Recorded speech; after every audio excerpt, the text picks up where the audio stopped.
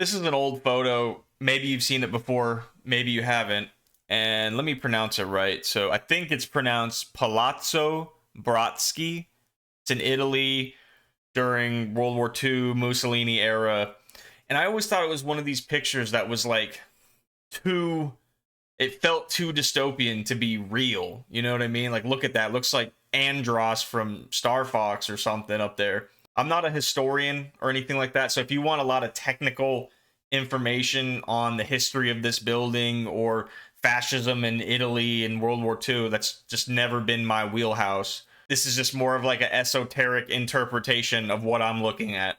What's stood out to me, and this is a concept I've thought of a lot in the past, is it says CCCC. So it says yes all over the building. And I thought that was interesting because I've often thought about the power of no. And to me, no was like a revolutionary word, especially in the times that we're in today, where there's like mass abundance and constant catering of appetites and vices and cultivation of those vices. And there's just all these different avenues for you to indulge. I feel like the ability to say, no, thank you, I'm good, you can keep it, is more powerful than it's ever been and more important than it's ever been in human history. But beyond that, no is a sort of revolutionary word in the sense that, to me, it's powerful because it's kind of what people say or feel or think when they're no longer willing to accept what they deem unacceptable. So, no, how often sometimes I interpret it, no is like a barrier, right? When I say no, boom, it's like a boundary. Nothing's getting through. When I say yes, I'm opening up the barrier. And obviously, they both have their merit. And I'll get into that with the yes. Obviously, conversely, you can't just take everything in because it'll destroy you. It'll kill you. You have to be able to say no. And what I mean by no being a quasi-revolutionary word, like I said, it's people's moment where they finally hit that breaking point, where they finally have had enough. And conversely, you could say that about yes, like, oh, I'll say yes to a new life. I open up myself to the possibility of a new life and changing my ways. And that is somewhat inspiring, but I find it less emotionally volatile and catalytic than a moment where someone's kind of like, no, enough of this. I've had enough and I'm going to change. I feel like those moments are more powerful. At least they are for me. I don't know about you guys. But obviously this image conjures up kind of like a hypnosis feeling. Like I said, it's almost too dystopian to be real. It's like, what is this? It creates this like mass consensus thing. Again, they're opening up. It's almost like it's almost like a unity thing. Like mass consensus is the best way to put it, where, oh, you will agree, and it's almost hypnotic in nature. That form of government is totalitarian in nature and suppresses human individuality because it's obsessed with order, supposedly, and individuality is antithetical to order in some sense because humans are like variables in a math equation. You don't know what they're going to do, what they're going to be, and that could be good or bad. So if you're obsessed with order and egalitarian concerns, you're concerned with flattening out and minimizing all variables, right? My point is, this building is definitely trying to create a feeling that's bigger than just vote yes or accept us. It's almost creating a sense of inevitability. That's one way I like to think about it. And if you know anything about my channel and what Saturn is and the kinds of iterations it has and the different ways you can think about it, one of the ways you can think about it is as that inevitability, is as that like absolute imposition. Like a tyrannical government would be like a Saturnian government. I hate to always go back to the Saturn thing.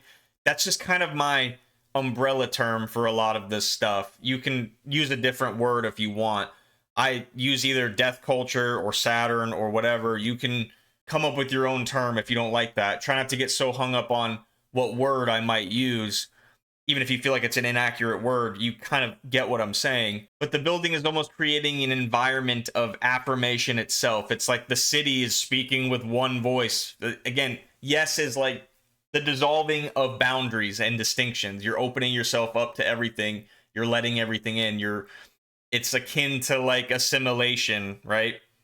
And consensus, I mean, what is consensus? It's everyone agrees on the same perception or opinion or idea. And if you take that to its like extreme conclusion, it would be something like every human being literally becoming one human being, or becoming one life form, or everyone literally having the same mind. And I'm not really trying to go down that road. I've talked about it in other videos, but it's principally the same, but it can vary in magnitude.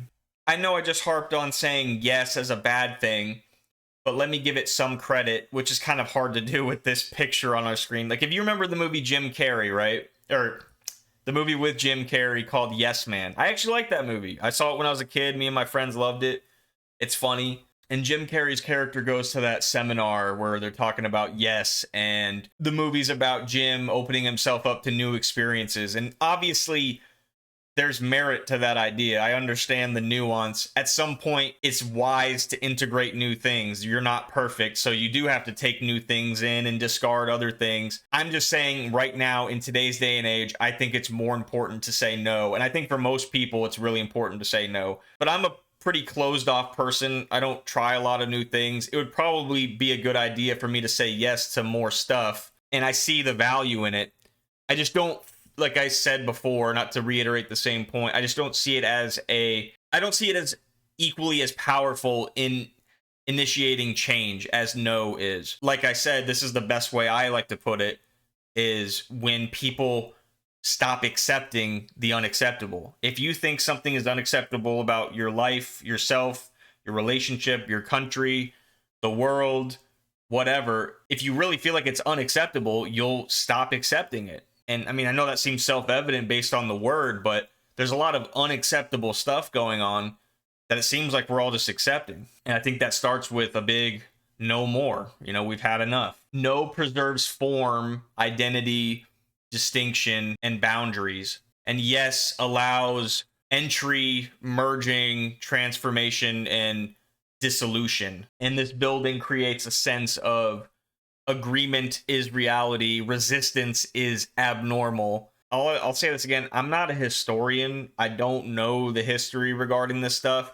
And I would wager it's probably an interesting thing when you think about all the art and marches and imagery used by Mussolini or Hitler or Stalin or whoever. It's almost like those classic Renaissance paintings. It's like there's a lot of hidden meaning into that stuff. And I think some very smart people worked to kind of create stuff like this, create images like this. That's kind of all I have to say. But since we're here talking about no and yes, this is something I put in one of my videos at some point. I don't even remember if I edited the video and uploaded it yet, but it's just an old clip I have. And this is Billie Eilish, and understand what I'm saying. I'm saying she's principally tied up with something similar to what I was describing. I'm not saying she's literally a fascist from World War II Italy or something. I'm sure you guys understand that. I speak in very loose terms. I'm never really focused on the thing in question itself. That's probably pretty apparent by now with this channel. So let's just play it. I have it muted because it would probably get copyright. It's probably something that shouldn't be said out loud. Honestly, I thought that I would be dead by now. Calling security, keeping my head held down, bury the hatchet or bury your friend right now. The debt I owe, gotta sell my soul. Don't look at the line that is in question as disjointed from everything else. There's so much dark imagery that she's talking about, and then she hits the audience with this. I mean, already selling my soul, that's kind of nuts to be saying like that. And if you listen to the audio of this clip, it's literally little girls listening to this. And I'm not trying to make it about like, oh, you're a bad person. I'm not trying to make it the video about her or you're bad if you like her. I actually liked her song, What Was I Made For, or whatever. I don't know if that's what it's called. She has her moments, but then there's times like this where it's like, I feel like I gotta pull back. And this is a part of the whole death culture thing. And I've said before in other videos, I think when you resonate with this stuff, you're participating in something that's a little bit, probably more than you bargained for, and like spiritually grand than you probably initially gave credit to. And I'll just leave it at that. But she says, I can't say no. No, I can't say no. I have to sell my soul because I can't say no. I can't say no. And I thought that was interesting. I think a lot of this stuff can be characterized as the inability to say no. And that's all I'm getting across with this example. Then my limbs all froze and my eyes won't close. And I can't say no. I can't say no. So she goes back to that. Step on the glass, staple your tongue, bury a friend, try to wake up. I don't even know what the song, Cannibal Class, Killing the Sun. And guys, I'm sorry if I'm being redundant, because I know I put this in another video at some point for some reason, a different reason than the no thing, and I might have stopped on the no thing because this isn't a new concept to me. But Cannibal Class, Killing the Sun, I mean, I don't know what she means by that. She's being artistic, obviously, but nowadays, I wouldn't be surprised if there was a literal cannibal class. And when you say killing the sun is synonymous with heroic attributes. Like the sun is like Christ. So you're talking about killing the sun. Just think about it artistically and aesthetically. That's obviously like she's trying to convey this like evil darkness thing. And you couple that with the can't say no and all this other stuff, burying a friend, all that kind of stuff. I forgot about that. Yeah, that's what it was. I think I was doing some video on death culture or something, and I forgot that's where it even went. I want to end me. She keeps chanting that. Again, bear in mind that this is an audience of presumably like young women, young girls, like children are here. And you have the audience chanting, I want to end me, along with a bunch of other stuff. I've referenced this Little Uzi Vert video a million times, but I'll be really quick about it. Little Uzi Vert, he has a moment on stage where he says, oh, you're gonna all go to hell with me. The audience pulls back. They're like, I don't really like that he said that. And he starts kind of bugging out. And he says, you heard the song a million times and you didn't even know. And I always thought that was crazy that he said that. And it goes back to the thing I was saying earlier about how I think that when you participate in this stuff or resonate with this kind of stuff, when you resonate with this kind of stuff and enjoy it and delight in it and sing along and whatever, you're participating in something that you don't quite understand. I really do firmly believe that. Even if it's just like, on some level, it's probably programming a certain values into your mind and heart, and who knows, like the spiritual angle to it, but it's not good. I would be that asshole father and be like, hey, we're going home. You're not allowed to listen to this. I'm sorry. I'm not having my child say, I want to, end myself and let's kill the sun and I can't say no and all this weird stuff, man. What if I told Again, I'm not trying to make it about her. I'm trying to be kind too. We'll just include this. What if I told you that it's from Far Cry 5. This is the last Far Cry I ever played. I couldn't do it anymore. I tapped out. That freedom from sin can come from the power of just one word. Yeah!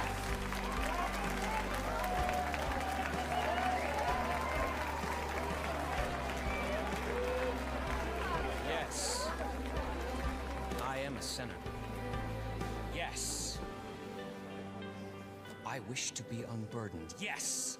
I must be redeemed. If you're watching this, know that you have been selected.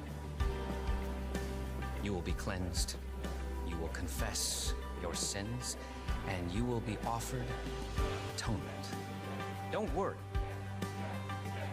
You don't have to do anything. We'll come for you. That last part's a little scary. We'll come for you. Nothing much more to add to that, really. I don't really care for the whole like religious template for this, although I see how it obviously could be applied religiously as well, everything that I'm talking about. I think I'm just a little more willing to defend Christianity because I think it's culturally kind of messed with all the time, so it's not really, I don't know, whatever. You guys get what I'm saying. You just see how he's creating this environment much like the building, where just don't ask questions, just open up completely, allow yourself to be absorbed, basically be initiated into his religious cult that he's got going on. While I was making the thumbnail for the video, I remembered this scene from They Live, and it pertains to what I've been talking about in this video. And I'm not going to harp on it for too long. Hopefully YouTube lets me use it. Let's just play it and I'll say my piece and we'll wrap this up. It really boils down to our ability to accept. We don't need pessimism. There are no limits. It figures it would be something like this. There's so much I could say about this movie and even this scene. It's a great movie, although it kind of messes with me a little bit. One of the things that the demon alien thing says is that all boils down to our ability to accept, which is exactly what we've been talking about this whole time. Another thing he says, there are no limits. And it's funny because oftentimes, I mean, first of all, in the context of this video, acceptance is just like saying yes, like we talked about. So just embrace, don't question, don't fight back, all that kind of stuff. I'm not going to retread a lot of the same points. And another thing he says is there's no limits, and no is a limiting word, right, as we talked about. And beyond that, when people think of no limits, they often think of infinite potential, which is true. That is one way you can think about it. But no limits is also extremely dangerous, not only because you should limit things that are hazardous to you in one way or another, but even for the sake of like efficiency or creativity, you should limit. It's not good to have so many choices. You have to narrow things down in order to execute. That's kind of outside of what we're talking about a little bit. I just had to include this because John Carpenter felt the need to have that line. And in both cases, with the Italian Mussolini Plaza, you have these tyrannical orders tapping into the same kind of rhetoric or imagery, in that involving yes and acceptance. It just reminded me of this scene in the movie, and I had to include it. Anyways, guys, that really is it for the video. Thank you guys for watching.